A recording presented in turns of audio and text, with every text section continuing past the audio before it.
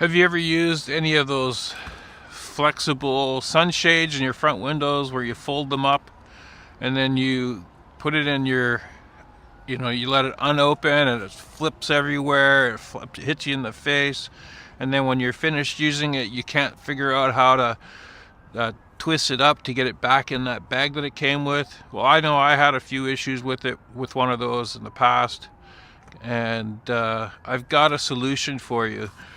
It's a powered retractable sunshade for the front window. It's powered by this port that's underneath the dash on the Tesla Model Y, and it just has a button right here that you can see, and you just have to press this button and the sunshade will go up, and you press it and it'll go down, and you don't have to mess with any of that stuff. So let's go ahead and install it. It's fairly straightforward. Couple things I just want to point out to you is it has these rubber suction pieces that goes up to the window, and then this piece here has some 3M double-sided tape. On my Tesla Model Y where these sit, it's a fabric, so don't take this off, just leave it, and it's adjustable by this screw, so I'll show you how that's done. But we'll go ahead, we'll install this thing, and then I'll show you how it works. Works pretty good. One thing that's really nice is it is adjustable on how high it goes. So like if you have, like me, a dash cam in the front and you don't want it to go all the way up, you can regulate that.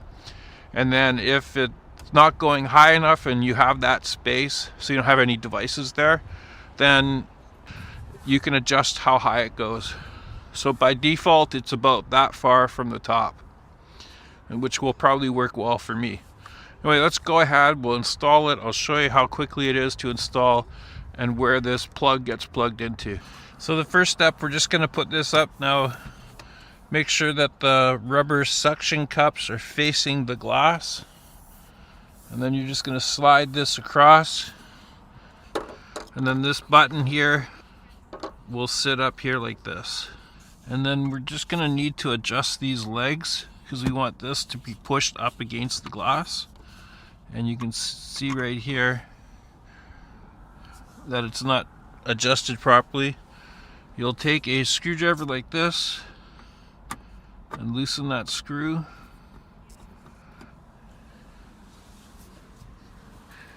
And then you're just going to want to press down here till you get it nice and tight into the spot. See if I can. And then you're just going to tighten this, and you're going to do that on the other side. Okay, so I'm going to do the same thing. I'm going to loosen off the screw. Make sure that the rubber suction is at the top. So what you're trying to do is have it so it wedges it nice and tight across. And then you can make adjustments on how you want to put it. And then you just tighten this up. Now that this is in place, we can mount this. It comes with Velcro here and a Velcro tab to stick it onto, or to run this wire, is to put it behind this panel. So this rubber seal is just held in place, so you just have to pull it out.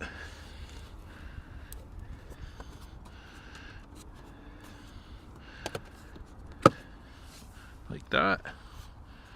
What you're gonna do is just grab the edge here, and then there's a clip here, here, and there. So you're just gonna want to pull it out. So it's right there. There you go. And then you can just run this wire down through here and underneath. And you can clean up the wires up top here, no problem. Again, see, here's the clips. So what you're going to do is always put this side in first.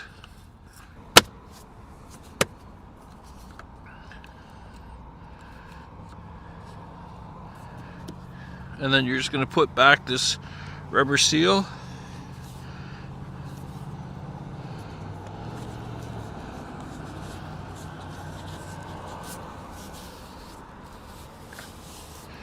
There you go. And then you just have to tidy up this piece right here. You can hide this button anywhere, just not on this side, but you could place it like right there. And there's two buttons on it. There's one up here and one there, so I'll show you how those work. The last step is to plug this cable in. So underneath here, there's a plug, you just plug it up. It's just behind the light, so I'll show you that as well. It's right there. So there's where I've got plugged in, right there. So this is the on and off button, on and off. So this turns it off, so you can't press the button. If you press this in, it turns it on, or allows it to be functioning.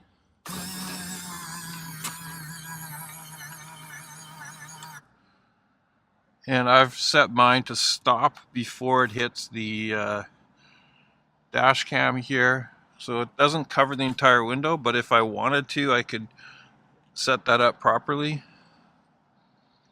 So I'll show you what it looks like from the outside. So it works better if you have these covers. If you're going all the way to the top, it's not gonna make a difference here.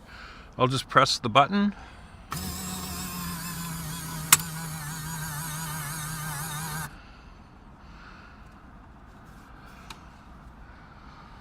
And then just press the button again.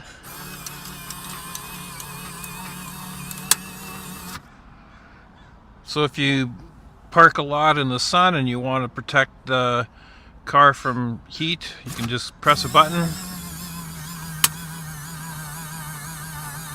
Let's try that, a little of adjustment. There we go. And then I'll close it.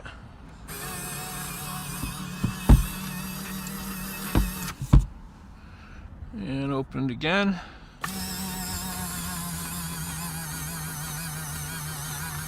Now if I didn't have the dash cam, I could close it all the way, but this is 80-90% of the windshield. That will definitely make a difference. Because I have the dash cam here, I've limited how high it will go, but you can adjust it to go right up and cover the entire screen. That's pretty cool. It'd be nice if it ran the contour instead of a straight bar, but I don't know that that's even a possibility. So what do you think? Leave a comment down below and let me know what your thoughts are. If you found this useful and you're considering purchasing something like this, well, I've got a link down in the description from Handshow where you can purchase this. You can use my discount code BC Tesla Guy, and right now during Black Friday you can use my discount code BC Tesla Guy 26 to save you 26% on everything on their website. That's just amazing. Go out there and customize your Model Y Juniper. And again, thanks for watching, and we'll catch you on my next one.